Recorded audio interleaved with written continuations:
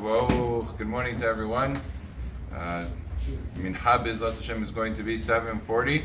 Today is the 16th day of the Omer, which is 2 weeks and 2 days.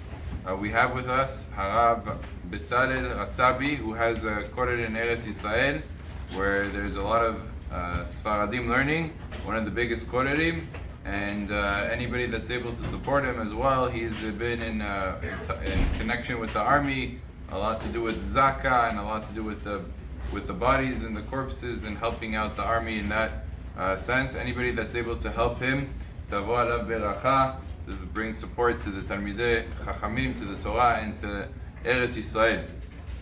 As we were learning the Halachot of Muktze, we said that there are two types of categorical things that the Chachamim did not impose a restriction of Muktze.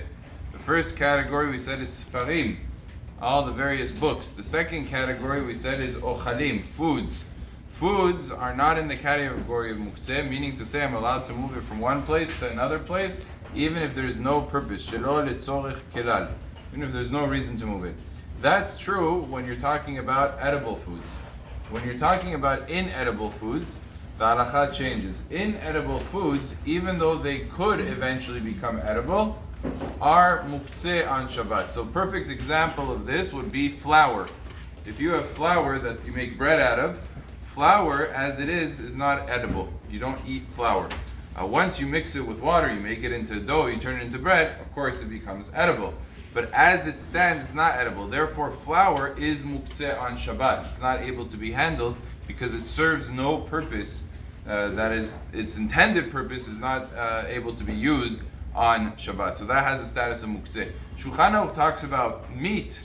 It says, is meat that is raw muktze? And interestingly, the Shulchan Aruch says raw meat is not muktze, and there is no distinction between raw chicken or raw red meat or any of the meats is not muktze. And he says, why is it not muktze? Because there are certain people that are able to eat raw meat. They eat a little bit. You don't eat the whole thing at once. You take a little bit over here, a little bit. They serve it in very fancy restaurants. They serve raw meat. You salt it properly. You put a little bit of salt. You put a little bit of pepper, and you're able to eat it. So since there are some people that eat it, even though the majority of people might not eat it, but still it has the category of food, and it is able to be handled. What's interesting is in Chazon Ovadia, he uses the language of b'makom efsed. If it's a case where it's going to get lost, meaning it's outside and it's going to defrost and get spoiled, so then you'd be able to put it back into the freezer, etc. One of those cases. However, if you look at Chacham Yitzhak, he says what my father wrote in Chazon Ovadia b'makom efsed, he didn't mean it particularly in that case. Because if you look at Yabia Omer, he never said b'makom efsed, when there's loss. He meant to say that's a typical case where you'd be moving it. But in truth, even if there is no financial loss, even if it's not a case of a great necessity, he just wants to move it from the freezer, from one part to another part of the freezer, it would be mutar. Raw meat is not defined as muktze. Baruch Adonai le'olam. Amen ve'amen.